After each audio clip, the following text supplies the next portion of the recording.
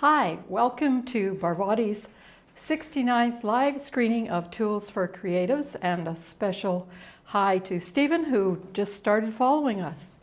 I am Phoebe Bradbury, and today I will be demonstrating some of the tools I use every day in my art studio. I wouldn't want to be without them, and I find new uses for them all the time.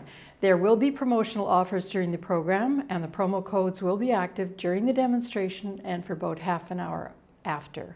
Our usual promo, the one that we've had ever since we started, is that you can have your choice of any of our tools for 25% off if you have the promo code for that day.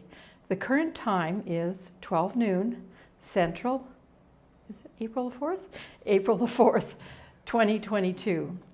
Right now, the promotions are only available on amzn.to.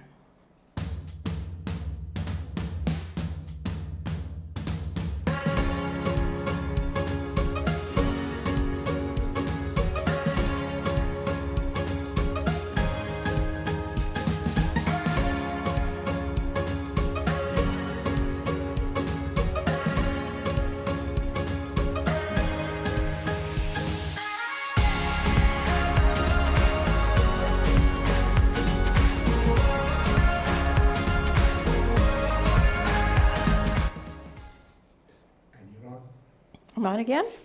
Okay. Hi. We are adjusting our setup here today, so things might be a little bit different. We are hoping they'll be a little bit better. And I'm starting with just the picture of the piece that we did on Coming In. It's called Blue Bridge.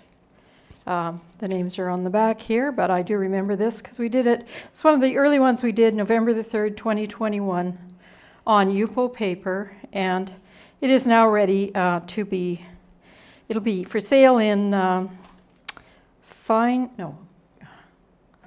abstractartcanada.com, probably within the week, because it's ready to go. And I just wanted to show you that it is archival, because that one was done on Yupo paper, which is a synthetic, very high quality archival paper. And it was done with these, and with only these two tools. You know that because you saw it being made. So this is the funny little tool. I call it my parallel line maker. You can see how I've taken it and I've, let's see, I should show it on here.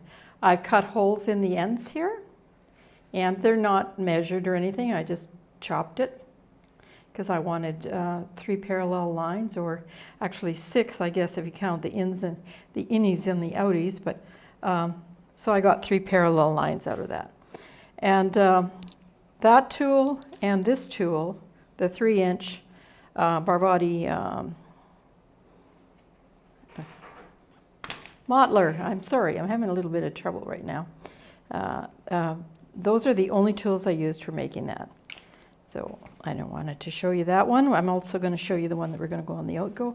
This is something that we'll probably do today. It's a very quick study done with I think I have used one of my parallel line makers there too.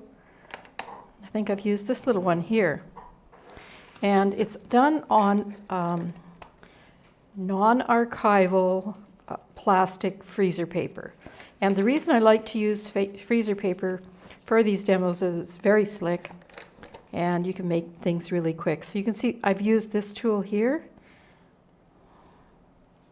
and I've made lines with this. I've used this tiny, well, not that tiny, this tool, and I have also using this one. So, and the whole thing took probably less than a minute to do, so I wasn't sitting there thinking, what tool am I going to use? You know, I'm practicing all the time, so I'm not saying it comes second nature to me. I'm just saying I don't really think about it that much. So this one is another one done on butcher paper, also done with just one color. Actually, in this case, done with one tool. I think it was this one. Yeah, probably. Maybe not. Okay. No, it's a bit long. So it was probably done with, where is it? This one. Yeah. Anyway, because I'm going like this. Oh no. Yeah, okay. But this is called Blue Scarab, and it's non-archival. So it's not going to be marketed in this form. I'll digitize it or something like that. And I'll go on to the next one.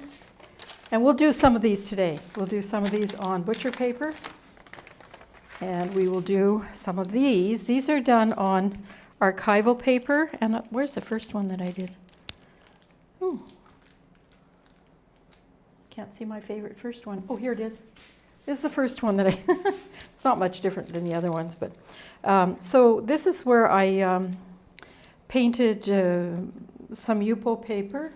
Yupo paper just looks like this. It's just white, looks like regular paper, but it doesn't absorb, but you can paint on the surface. And then with the right tool, and here I have the right tool, I just went right down to the surface here and made these squiggly marks, and it pulled the paint right off that area. So that's what gave me those marks. And then these other marks were just made by flipping around with these. So it looks easy and fun, and it is really easy and fun.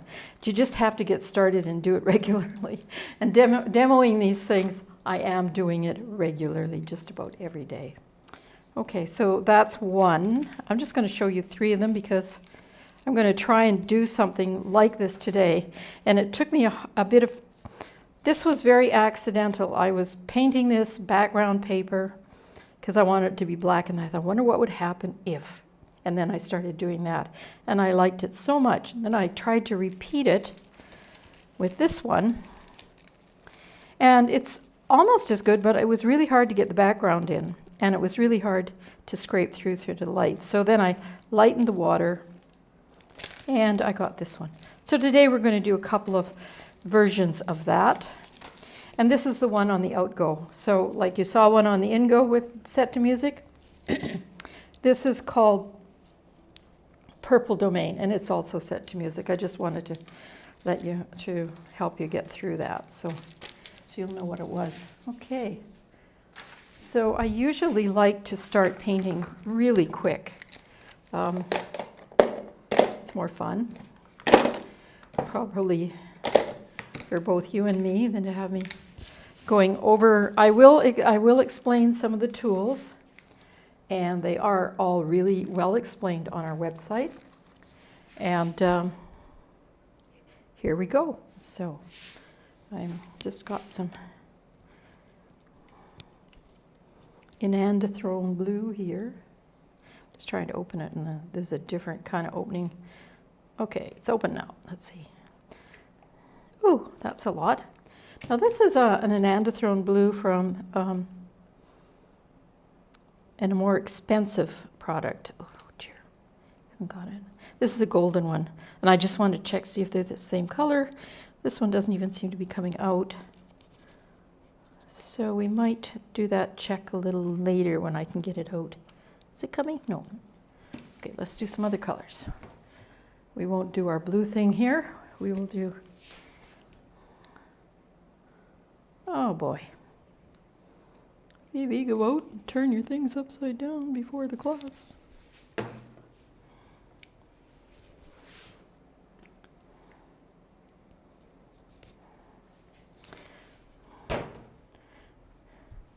I won't say it's never happened before, but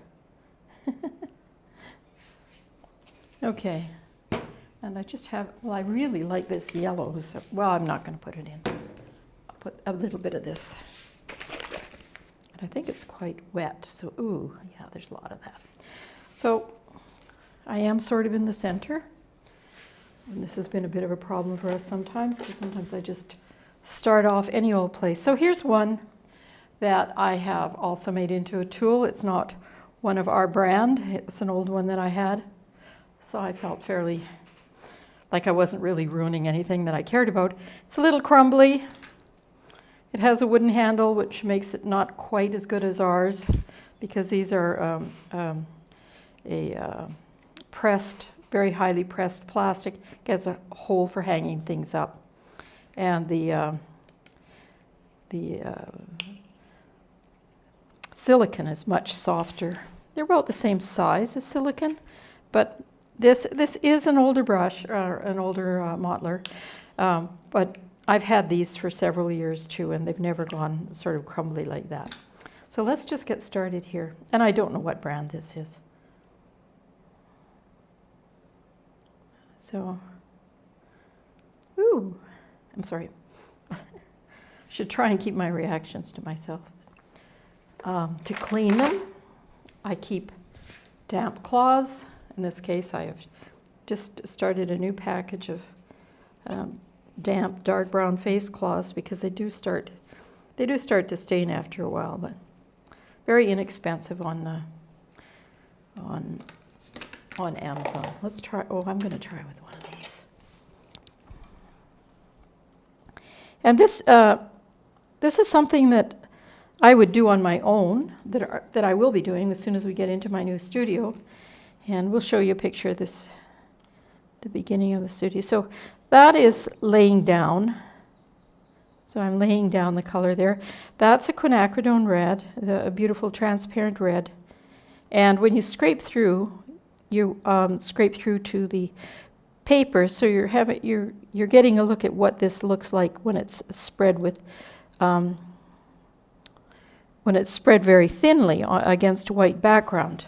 If you add white to it, you would get a different color. You would get a pink. You'd get a pastel pink. Probably, you may not want that. So you should know that when you're, especially with transparent colors, you can get a different background spreading it thin over white than you can mixing it with white.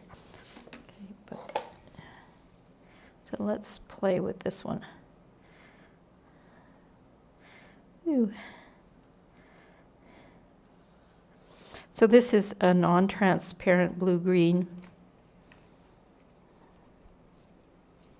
And let's go here. Now we're going to get a green, I think, because I'm running. Oh, oops.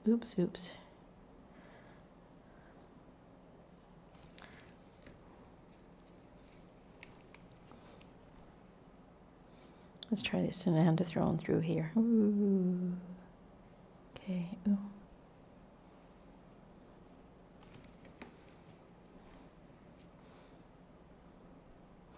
So I'm an abstract painter, and I tend to like grids. And so you can see I'm doing a grid here. I don't only do grids, but I usually do them when I'm in warm-up because it is sort of my go-to movement. And as I get warmed up, I start to do other things, more exciting things, like maybe draw in something like that. Start moving a little bit faster, maybe. Look for bigger, wider areas of color. So, as you can see, it's a lot of fun. Yeah, I love warming up because sometimes it's the best part of the day, because sometimes you can warm up and paint a fantastic painting, and sometimes you can warm up and paint something that you just have to scrape through and get rid of. When I say sometimes I don't mean you can do that. That's the way my day goes. Sometimes they're very good, sometimes they're not. But always the warm-up is fun. So, as you can see, so what I'm going to do here is I'm just going to make some, these are what I'd call, what do I call them? Some kind of mark?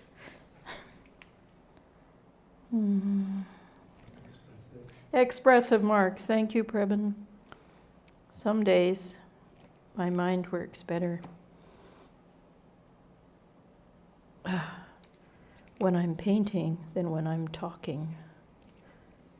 So let's just see what I'm going to do here.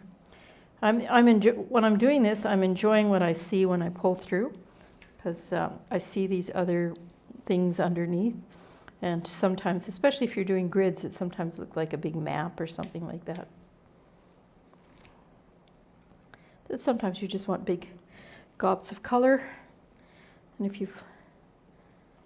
if I've left a bit on there, I can then put them on. My favorite green color. Everybody knows how much I like green. Okay. So now I'm going to just quickly demonstrate with the very large one, the 3-inch. Say you've made a painting that you don't care for particularly, and or you're wanting to clean your palette. So this is the 3-inch. It doesn't have our name on it. I've got a whole bunch that do have our names on them, and I'll just show you how it works here. So to clean it right off your palette, you would just go like this. You probably like this. If you want to have some fun, you'd go like that maybe. So I've basically taken all of the paint off the surface. And if this was a board that I'd purchased, which I'd paid a few dollars for, then I'd just start painting again. Even on this, I could paint over this again and still enjoy doing it, but it is just freezer paper, and we'll just take it off. I'll just remove the paint from here right away. So it's clean and ready to go. And you'll notice that it has, oops, providing I use my tool properly. And usually I wear gloves, but let's say, usually I plan on wearing gloves, and about half the time they actually get on my hands before I start working. So when I'm working alone, I don't normally wear gloves, but depends. Acrylic is not a health risk, really. It's water soluble, so it's pretty healthy, so I'm not really too worried about that. I think I will wash my hand a little bit better with one of my other things here. Okay, so what I think I might do is just jump into some of this Yupo paper, and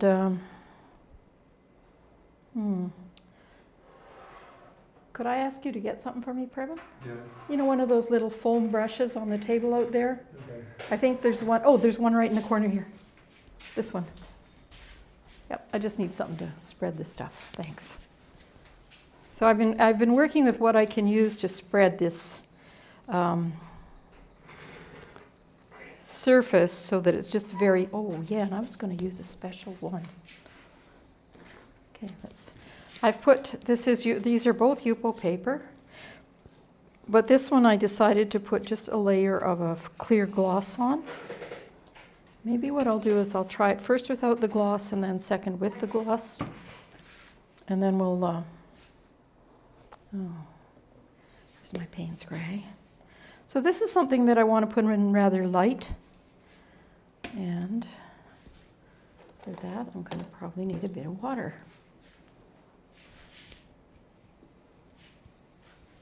Got some water here.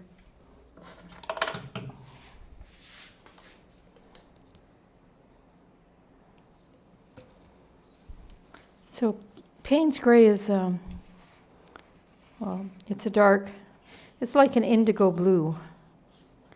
It's a beautiful color.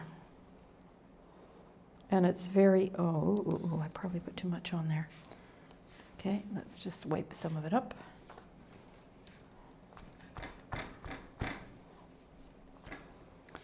So what I like about it is that it's very dark, it's transparent, which just means it. What does that mean? It means that it doesn't tend to kill other colors if it comes in contact with them. But that's one way of putting it. But let's just put a little bit. I might put a little bit of androthrone blue on there just to give us some. So what I'm trying to do here, or what I hope to do here, It's very much like one of the samples I showed you. And this just goes to show how quickly some of these can be done. And in fact, something like this should be done quickly. Now, you may not like that texture that I have at the back there, and you could play with that by, you know, well, one of the things you could do would be to spray the color on it. Would be very even. I prefer the texture, so I'm just going to go with it. And then you just take these. Now, here's what I'm aiming at, is something like this. And now I've basically got the background down. And I think because it's so dramatic, I will just try and use this big one here. At least I think it's dramatic. Let's see. I think I have to move this up a bit. Is that better, Previn? Thank you.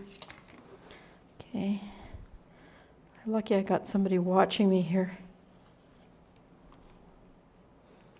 Oops. So I don't want to put too much on because I don't want to ruin the background. But often you'll see me later. I just keep going and going and going.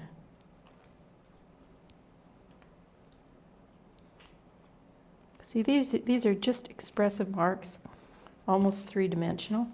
So I think actually this one worked out a little better than this one. Oops, because it was a little moister and the background isn't quite as black. But I like them both. I'm going to keep it because my rule of thumb for keeping something is if it looks good now, what are the chances? My rule of thumb is basically you stop when it's okay. You don't have to stop when it's perfect, because if you stopped when it's perfect, first of all, your next step might make it a real mess, and then there's no going back. So if it looks pretty good, I stop, and then I just do another one.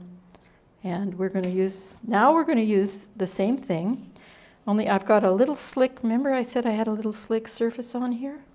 We're just going to see how that affects it, and because I'm sort of winging it, which is, in fact, you might think, well, I'm just winging it because I'm doing this on the show and I'm in a hurry or something, but that's not it. The fact is I usually wing it, and my best work often comes from when I do that, and when I don't, I'm often very unhappy with the results if I think too carefully or too long or anything. Let's just see what this, I have no idea if this is going to, oh, that is pretty.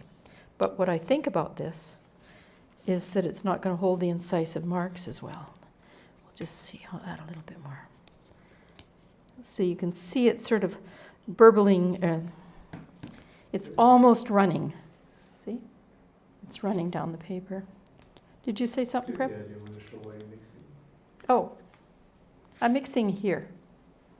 I just put some, because I need a bit of water in it, and it's, with a lot of the stuff I do, the things are so slick I don't need water, but with this particular technique where I want I basically want a very thin film that is thick enough actually to withstand the brushing through with the marks after. And I think I've got that, except right now it's beading and I've got like a starry night effect. Can you see the stars popping out there? Yeah, that's kind of neat actually. So I will look at this sometimes. I wonder how I did this.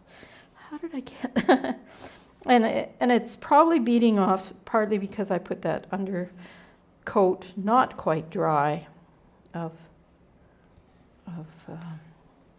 it was a clear,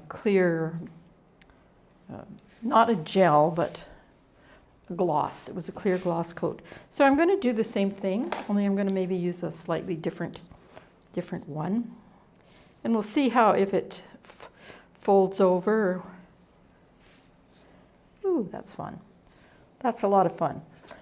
And it's really a lot of fun for me to make really graphic marks like that. I don't always have to do that. I've got a little titch of something. I think it's a bug. We'll take it off. So what am I going to do next with that?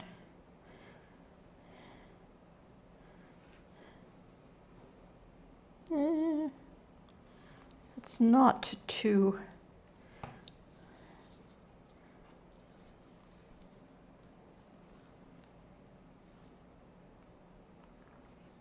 This is actually wet enough that I can do it over maybe 2 or 3 times and play with it. It's almost like painting on a pair of blue jeans that are quite faded.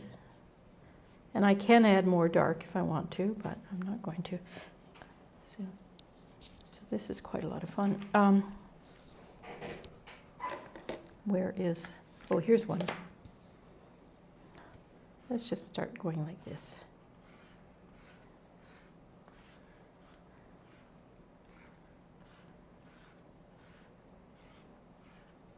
So we're putting a different kind of background on here, almost like a very weird X's and O's, very complicated X's and O's game.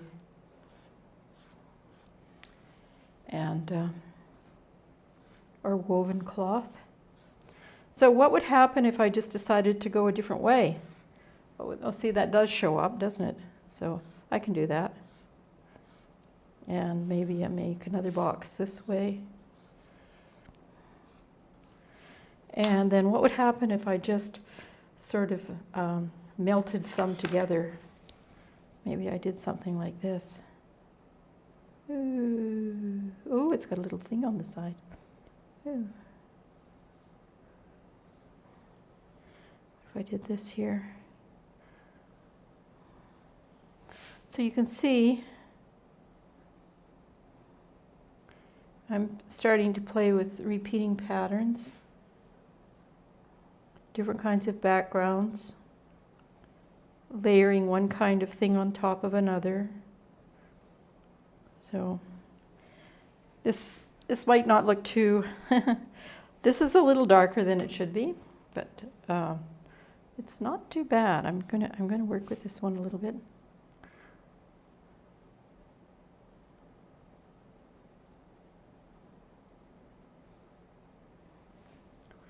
That stands out less. Okay, and I can go in and put other marks in too. If I want to, I can take some of this dark off the background and play with that.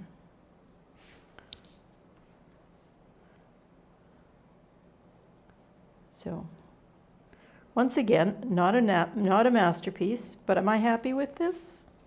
I think pretty much. I can't put any more drawings. I don't really want to put one in there. Oh, there it goes. Now, if I wanted to, it's damp enough that I could put big stripes across it, but it's also dry enough that it might not allow them. Okay, I don't like this here. I think there should be just a bit more in there. I usually don't let myself go and do this, but sometimes something just sort of sticks out at me and I think, I need to do something with that. Okay. So, I think when I compare the two, where is the other one? Oh, it's on the floor.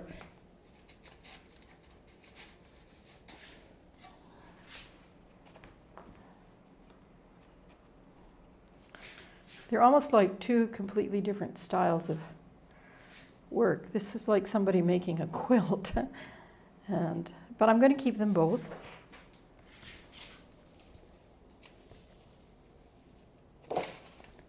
And I think I'll just take a minute to wipe off some of the things quickly so I can use them again. And so oh, good. We're making good time. We've got a few things done already. I think what I'd like to do now is put down a fresh sheet of Yupo paper and go over some of the blues that we use. Blue is my favorite color, but I do like the others as well. But I just realized today that I have a bunch of them. People might be interested in seeing them together. So I'm just going to take this off. This looks like a blue day. I've done 2 blue paintings, and I'm going to do something else that's blue. And I'm going to try and use, let's see. I've got so far we've been using what was called the mottlers, and then we have these things. And these are called shapers. And this is kind of a picture of what they're like, and you can see that on our website. And we have 4 different sizes. 1 millimeter. No, wait a minute. 1 centimeter, 7 millimeters, 4 millimeters, and 3 millimeters. And I'm just going to show you what they look like coming out. When you receive them, they come in a nice eco-friendly package like this. This is the big ones. I hope they're all in there. No, I've got, if you have them all in there. It's always embarrassing when I say, and there are 5 and then 4 come out of the box. And these were not, I've been using these ones obviously because you've got stuff on them, but you can see the ends of them. And this is the oval angle. The cup shaper is this one here. Can I get it closer maybe? Does it cut? Do I have to? Oops, my hand's so dirty, don't want to show that. Okay, this is the cup shaper. I wonder if I can push that. Oh. It actually shows better over there. Okay, I'll just undo that. And this is the flat chisel. And you can see the flat chisel is very simple. It's very much like the big mottlers. This end determines, this one's a centimeter that way, so it's a flat chisel. And I've done a lot of paintings with these. I didn't realize it until I started looking at all the small paintings I've done, that I've done a lot with these. This is the angle chisel, which I like very much. And it's got, this side is longer than 1 centimeter because it's at an angle. And it's got smoothing sides, and you can do a lot with it, especially at that pointy end. And this is the taper point. And so if you go on to our website, you get 5 of these in a package. And this tells you how to use them. The main thing about using these are clean them with soap and water, never with solvents. If you use solvents, always rinse them off with water after, because silicone does dissolve in solvents. And these will last forever as long as you continue to rinse them, so you can use them for cold wax, you can use them for oil, you can use them in solvents, but rinse them as soon as you possibly can. It's not a good idea to leave these sitting in water. These ones have, for rigidity, they could not be made out of dense plastic, because you need to have the rigid pen-like structure to get the action with it. So these are made out of wood. Do not leave them sitting in water. They will crack if they are left sitting in water. But I never do leave mine like that. I mean, I always dry them off and that sort of thing. So they all come in that kind of a case, and which also tells you about our website and things like that, and some of the other things that we do. So the other thing that's happening now is that we are trying to be more concise in our little show, and so that we don't repeat a lot of things. And we are getting this show. The show is live streamed, and then we have somebody edit it for the different things that we're doing on it, and with a contents table. And we saw the first one today, so it took a an hour show and brought it down to a very concise 20 minutes. And I thought it was great because he also removed all my ums and ahs and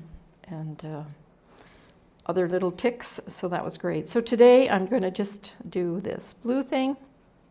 So this is the inandithone blue. This is the one that I use. Now I'm going to open this golden one and force it out. I hope it, oh, no wonder I couldn't get anything out of it. It still had its sealing cap on, so there was nothing wrong with that little container if I had only opened it properly.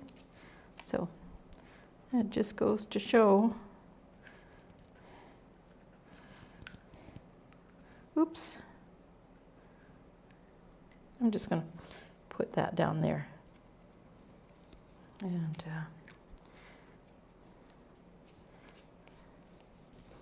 so golden products are considered to be the best, the most consistent, the ones that provide, you know, the true names. It provides many colors. And you look on the side, they talk you about the health and safety, how to use it, and they tell you the exact pigments that are in it, PB60, and then the name of it. Okay, so this one here I have also does all of those things, but at a much lower price and not in fancy little tiny bottles. And this is a high flow acrylic. This is sort of a medium flow acrylic. And so we're just going to take a little one of these and we're just going to compare the colors and see if they are the same. I don't even know myself. They should be the same, but depending on how things are made, they should have exactly the same color. I've been very happy with this color and the reason I'm pulling that. So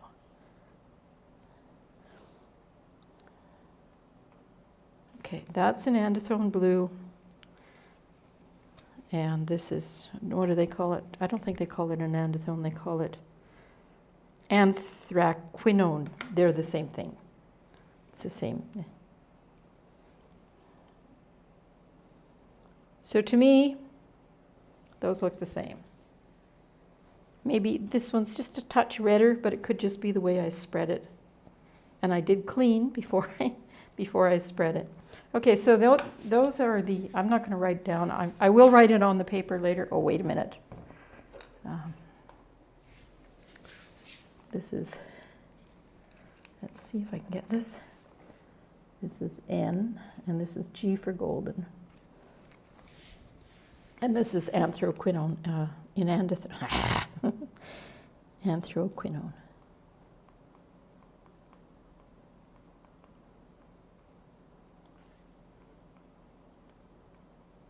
Okay, now I'm going to put I'm going to use Payne's Gray just because, oh well, I'll put it over here maybe.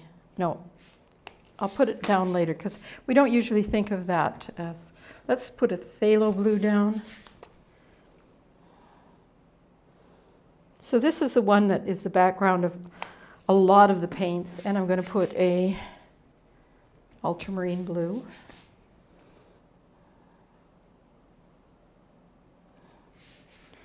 And I got two more blues, but we'll do these first. Because if you want to make it a good violet, you use the ultramarine blue. If you want to make a good green, and you can make green with either one of them, believe me. See, that's sort of a turquoisey blue, right? That's the phthalo. To me, that's got yellow in it, but. And this is the ultramarine. And you can see the hint of red. At least I hope you can. Anyway. So when I look at these, I can say, yeah, these two are the same. This one's different. This might be slightly different, but it could have been the way I spread it. And then I'm going to put on a, this is supposed to be a true cobalt blue. I don't know whether it is or not, but they don't say, it doesn't say hue. It said cobalt blue, so that means it's probably the one you would be most concerned about for health reasons. Cobalt's not a good thing to handle. So that's fairly opaque, I think. Oh, and the way you test whether they're opaque or not is you draw a black line and then paint over it, and if you can see it through. But we're not doing that right now. Okay, that's cobalt blue. So I'm going to put. Where did that little pen go? This is cobalt. This is ultramarine. And this is phthalo. So some people say phthalo with a P at the beginning, but I just do phthalo. Phthalo. Depends. Okay. And then we have another one here, which is a mixture. Or no, it's not a mixture, it's a hue. So this is called, oops, I dropped a bit on that one, cerulean blue. So that's cerulean blue. So this is a mixed, it's still a professional paint, but it's a mixed paint. Use a clean one. Ooh, ooh yeah, ooh yeah. See, that's like a turquoisey blue, isn't it? It's like the water and the water near the islands in the Mediterranean, that sort of thing. And we live right on the coast here in the Yucatan Peninsula, and our waters often looks that color of blue. So there we are. Those are the blues. And I'm just going to put here a phthalo turquoise, which is definitely not. This is an opaque color. But even when a color is opaque, you can spread it thin and it looks transparent. But the best kind of thing to spread it thin with would be this. And it looks like I had a bit of paint left on my thing from the cerulean blue. So this side is the blue-green. And this is that was a cobalt turquoise, I think. Or not a cobalt turquoise,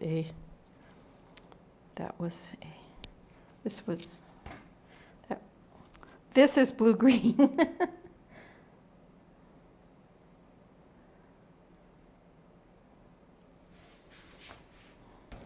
I'm trying to think of the name of this. I don't have it written on the bottle, so. But I don't.